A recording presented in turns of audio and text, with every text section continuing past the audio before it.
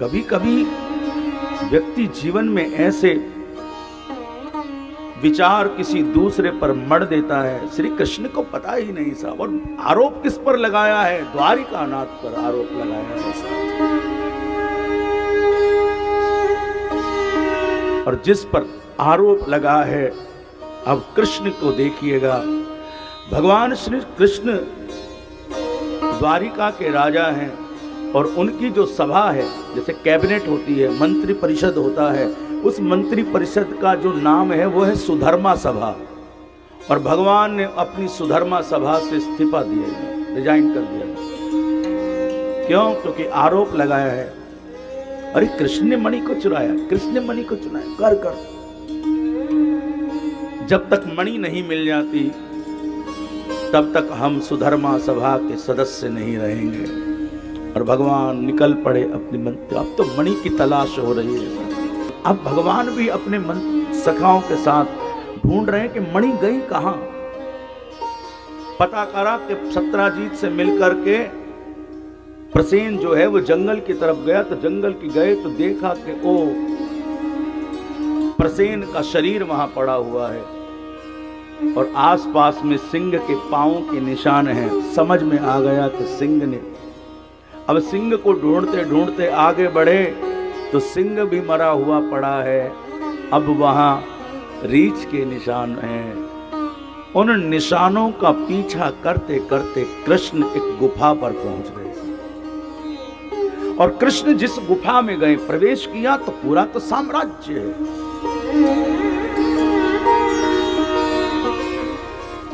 एक कन्या, परम सुंदरी कन्या मणि के साथ खेल रही है। भगवान कृष्ण को ये मिल गई। अब मणि को जैसे ही उस कन्या ने कृष्ण को देखा, अरे ये मनुष्य यहां, हाहाकार हो गया, शोर मच गया। और शोर मचा तो तुरंत वहां वो जामवंत दौड़ करके आया और कहते हैं कि भगवान के साथ, श्री कृष्ण के साथ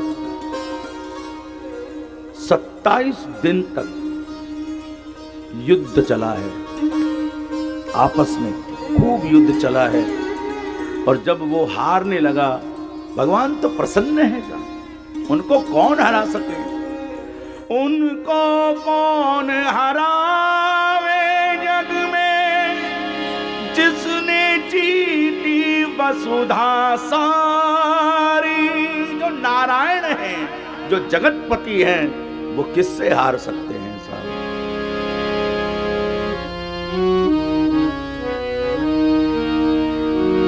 जब युद्ध होने लगा तो जामवंत की निगाह भगवान के वक्ष तल पर पड़ी। ओ भृगु के चिन्ह,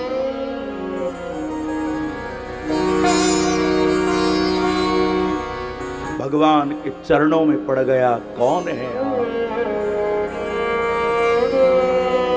मुझे तो नारायण दिख रहे हैं, आप यहां कैसे? भगवान कृष्ण मुस्कुरा कर कहते, जामवंत जी, मैं आपकी इच्छा को पूरी करने के लिए आया हूं। मेरी इच्छा? हाँ, रामा अवतार में आप जब सब अपना अपना बल प्रयोग बता रहे थे मेरे सामने, तो उस समय आपने ये कहा था कि आप के समान कोई योद्धा नहीं जिसके साथ आप युद्ध करें। आपने तब मुझसे कहा था कि अगर आप युद्ध करेंगे तो मैं युद्ध के लिए तैयार हूं। लेकिन वो मेरी मर्यादा की लीला थी। और उस समय मैंने आपसे कहा था कि मैं अपने आगे द्वापर में जब जन्म लूंगा तब आपके साथ युद्ध होगा। और आज उसी इच्छा को पूरी करने के लिए आपके साथ, अरे जामवंत तो रो पड़ा सा। त्रेता युग का जामवंत द्वापर में भगवान कृष्ण के साथ युद्ध कर रहा है। भगवान का प्रेम स्नेह वहां बरसा। और यहां बूढ़ा जामवंत जो है, उसने अपनी एक इच्छा अभिलाषा भगवान के सामने प्रकट करी। नाथ, आप करुणा निधान हो, सब पर करुणा करने वाले हो। मैं अब बूढ़ा हो गया हूँ, मेरी चिंता को आप कर लीजिए। आपकी कौन सी चिंता है? मेरी बेटी है, उसका विवाह अगर आपके साथ हो जाएगा तो मैं निश्चिंत हो जाऊंगा। और भगवान ने जामवंत की पुत्री जामवती को उसके साथ पाणी ग्रहण संस्कार किया है। भगवान की तीसरी पत्नी है जामवती। मणि लेकर के आए हैं और मणि को लेकर के सत्राजित को भगवान ने मणि दी है। और सब जब चारों तरफ बात फैल गई कि सत्राजित ने झूठा कलंक भगवान श्री कृष्ण पर लगाया था, तो वही प्रजा अब सब सत्राजित को कोस रही है, ताने दे रही है, बार बार लताड़ रही है। जहां से गुजरता है सब कहते हैं अरे इसी आदमी ने। जो बलवान होता है, धनवान होता है, उसको अपनी प्रतिष्ठा का बड़ा डर होता है। तो सत्राजित को अपनी प्रतिष्ठा का बड़ा डर है।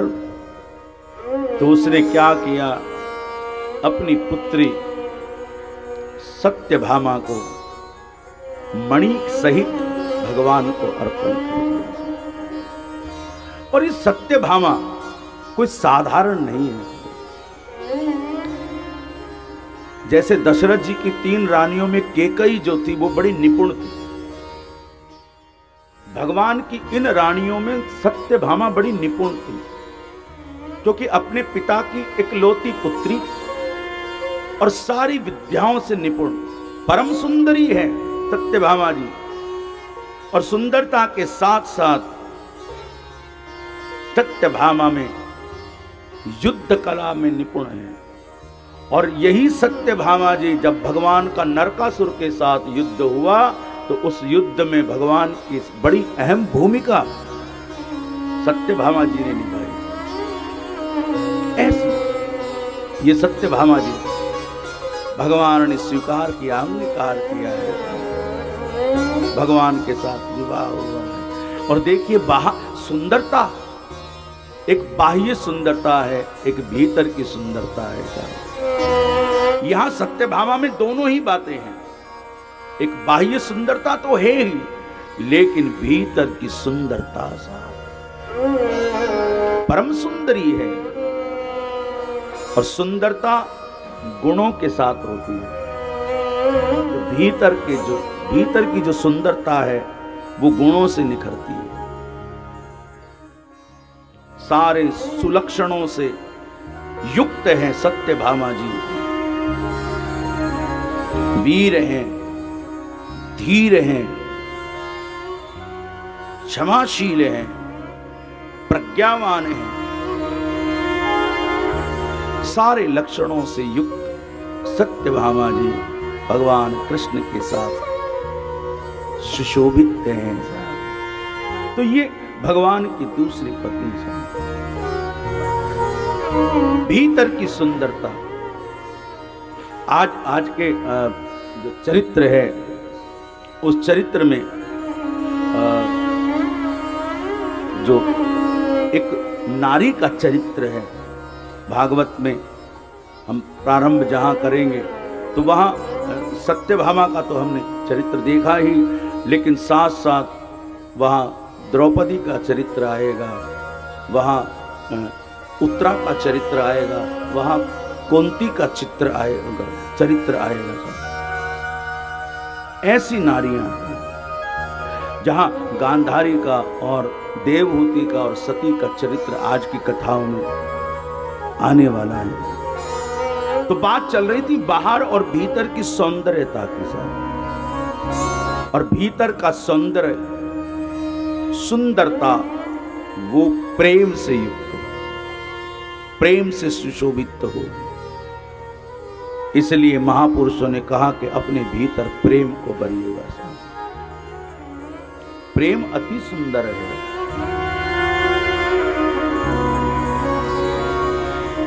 उस प्रेम को अपने भीतर दीजिए। लेकिन अहम के कारण हम स्वीकार नहीं कर पाते।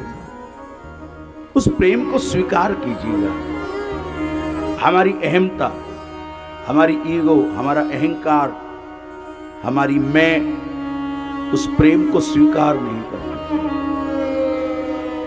मैं क्यों करूं, मैं क्यों बोलूं। भागवत सूत्र दे रही है कि प्रेम को स्वीकार कीजिएगा साहब। हम अहम के कारण उसको स्वीकार नहीं कर पाते। दूसरों के प्रति जो हमारी द्वेष भावनाएं हैं वो इस हृदय के भीतर में पड़ी हुई है, गांठ पड़ी हुई है साहब। धुंधकारी जिस बांस में प्रवेश कर रहा है उसमें गांठ है, और धीरे धीरे एक एक दिन की कथा के साथ एक एक गांठ फटती हुई चली जाती है। दूसरों के प्रति हमारे भीतर में कोई द्वेष की भावना नहीं।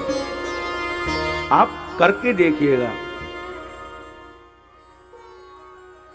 दूसरों से किसी को देखकर जेलस ना होइएगा साहब। प्रेम कीजिएगा साहब। अपनी सोच न लगाइएगा, दूसरों की सोच से सामने वाले व्यक्ति को हम जांचने लगते हैं, उसको परखने लगते हैं। वो ऐसा, वो ऐसा, वो ऐसा, वो ऐसा। जब इस जांच परख में हम लग जाते हैं तो हम प्रेम नहीं कर पाते। इसलिए पहले ही कहा कि ये बुद्धि का विषय नहीं है, ये प्रेम और विश्वास का, श्रद्धा का विषय है साहब। इस कारण से हमारा प्रेम स्वीकार नहीं हो पाता, और जिस दिन भीतर से खाली हो जाएंगे साहब, प्रयास कीजिएगा, स्वीकार करना सीखिएगा, अभ्यास कीजिएगा कि जिस व्यक्ति के प्रति आपके मन में द्वेष है, घृणा है, नफरत है, उनसे बातचीत कीजिएगा सर। मन मुटाव को दूर करने के लिए अपने अपने प्रेम के महत्व को समझते हुए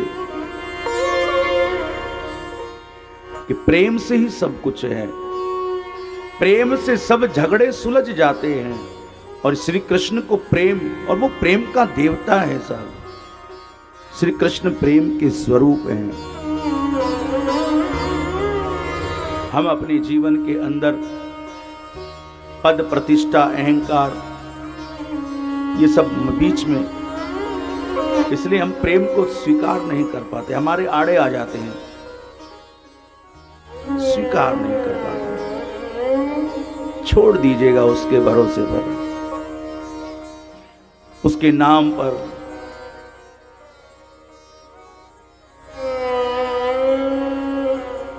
इतनी कहाँ है ताकत हे श्याम सुंदर, जो ध्रुव के समान एक पैया पे खड़ा रहूं।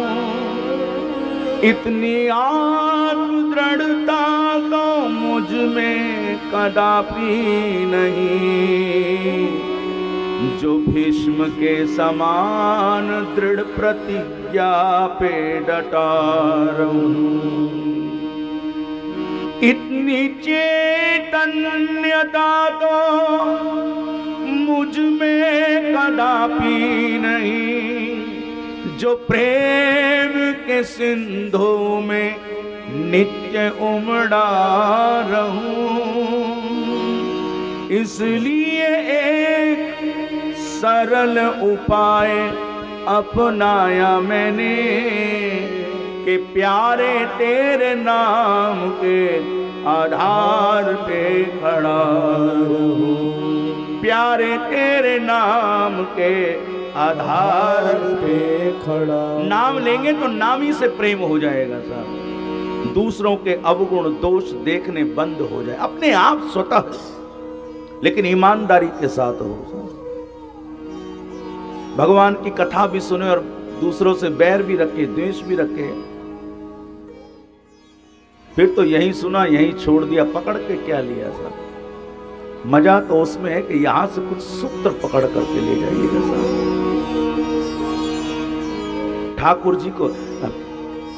अच्छा कई बार हम बिहारी जी जाएं, राधा रमन वल्लभ, अब तो बड़ी भीड़ होती है साहब। अच्छा कोई हमें धक्का मार दे, कोई कुछ कर दे तो कुछ कर दे, तो आदमी क्या है घर तक पकड़ कर लेकर आता है क्या? ना ना, वो वहीं छोड़ देता है साहब। बस आप भी यहीं छोड़ दो साहब। जो पकड़ना है, अरे आज तो आनंद आ गया बिहारी जी के दर्शन करके साहब।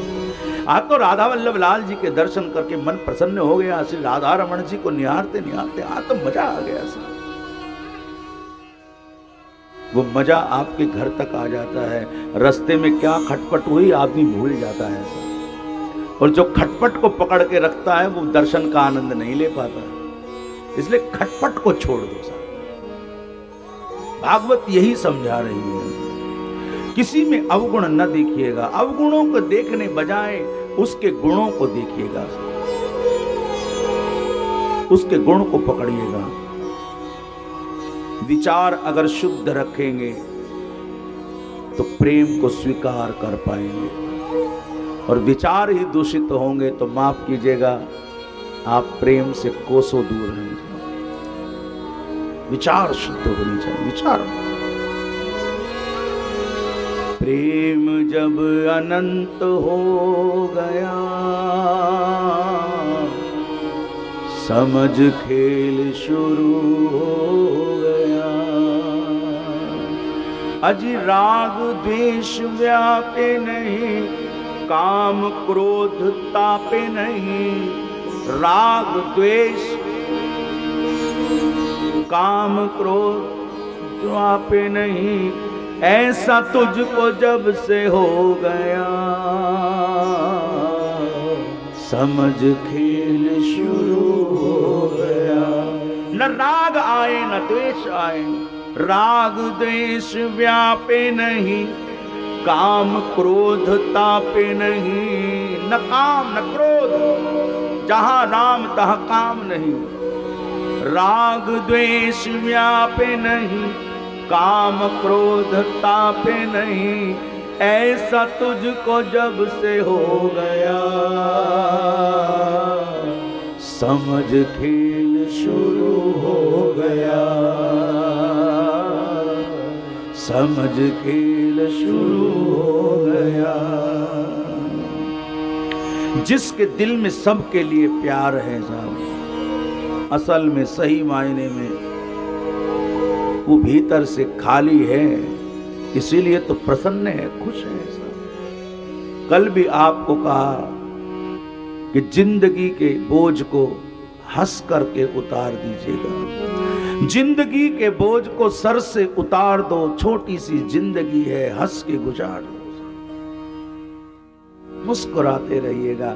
मुस्कुराएगा कौन? जिसके भीतर कोई गम नहीं, कोई राग द्वेष नहीं, किसी से घृणा नहीं, किसी से नफरत नहीं।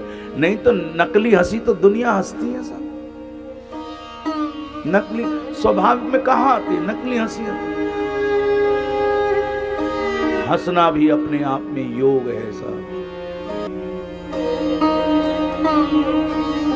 योग का सही अर्थ है जो परमात्मा के साथ संयोग करा दे, वही तो असली योग है।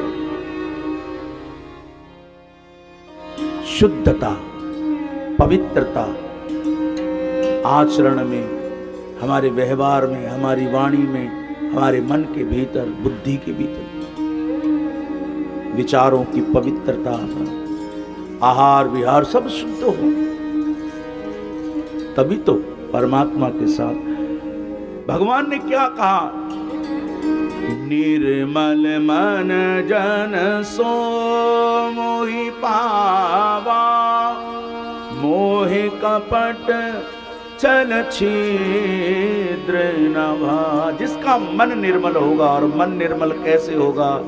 भगवान की कथा सुन करके, भगवान का नाम लेकर के मन निर्मल होगा,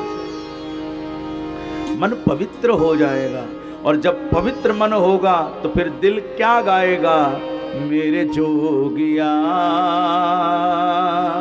मैं तो तेरी जोगण हो गईया, मैं तो तेरी जोगण हो गईया। वो मेरे जोगिया मैं तो तेरी जोगण हो गईया। मैं तो तेरी जोगन हो गईया। जोगण हो गईया मैं तेरी रोगण हो गईया। जोगन हो गईया मैं तेरी रोगन हो गईया। अर जोगण हो गईया मैं तेरी रोगण हो गईया। रोगन हो गईया मैं तेरी रोगन हो गईया। मेरे जोगिया मैं तो तेरी जोगण हो गईया। मैं तो तेरी जोगन हो गईया। बाके मोहन बाकी अदाएं मेरे मन को लुभाए। बाके मोहन बाकी अदाए मेरे मन को लुभाए। बाके मोहन बाकी अदाएं मेरे मन को लुभाए। बाके मोहन बाकी अदाए मेरे मन को लुभाए। है तेरा श्रृंगार ही नैनों में छा जाए। है तेरा श्रृंगार ही ऐसा नैनों में छा जाए।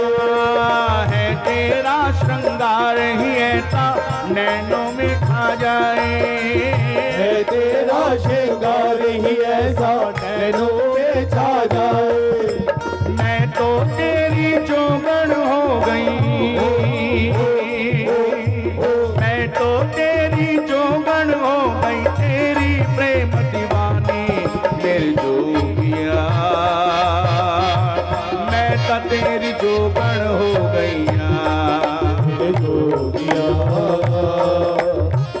मैं तो तेरी जोगन हो गईया। हाँ जोगण हो गईया मैं तेरी रोगण हो गईया। जोगन हो गईया मैं तेरी रोगन हो गईया। जोगण हो गईया मैं तेरी रोगण हो गईया। जोगन हो गईया मैं तेरी रोगन हो गईया।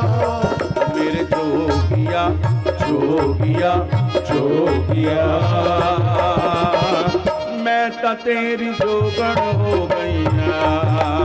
जोगिया मैं तो तेरी जोगन हो गईया। जब ग्वालिन का माखन खावे अपना प्रेम लुटावे। जब ग्वालिन का माखन खावे अपना प्रेम लुटावे। जब ग्वालिन का माखन खावे अपना प्रेम लुटावे। जब ग्वालिन का माखन खावे अपना प्रेम लुटावे। चीर चुरावे मटकी फोड़े जब जमुना तट आवे। चीर चुरावे मटकी फोड़े जब यमुना पे आवे। प्यारी बंसी बेसुध कर गई। तेरी प्यारी बंसी बेसुध कर गई तन मन पर छा गई रे मेरे जोगिया। मैं तो तेरी जोगण हो गईया। मैं तो तेरी जोगन हो गईया। ओ जोगण हो गईया मैं तेरी रोगण हो गईया। जोगन हो गईया मैं तेरी रोगन हो गईया। जोगण हो गईया मैं तेरी रोगण हो गईया। रोगन हो गईया मैं तेरी रोगन हो गईया। मेरे जोगिया मैं तो तेरी जोगण हो गईया। मेरे जोगिया मैं तो तेरी जोगन हो गईया। जब देखा तू मुरली बजाता सबको नाच नचाता। जब देखा तो मुरली बजाता सबको नाच नचाता। जब देखा तू मुरली बजाता सबको नाच नचाता। जब देखा तो मुरली बजाता सबको नाच नचाता। मैं भी दौड़ के आऊं मधुबन जाने के ताना था। मैं भी दौड़ के बताऊं मधुबन जाने कैसा नाता। पागल दीवाना कर डाला,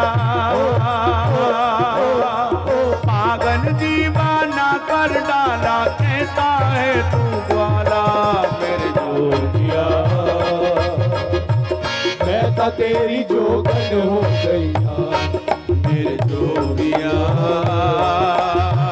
मैं तो तेरी जोगन हो गईया। जोगिया मैं तो तेरी जोगन हो गईया, मैं तेरी जोगन हो गईया, मैं तेरी जोगन हो गईया, हाँ मैं तेरी जोगन हो गईया, तेरी जोगन हो गईया, मैं तेरी जोगन हो गईया, तेरी जोगन हो गईया, मैं तेरी जोगन हो गईया, तेरी जोगन हो गईया, मैं तेरी जोगन हो गईया। तेरी जोगन ये हो जोगन गईया। बनेगा वही जिसके भीतर प्रेम होगा।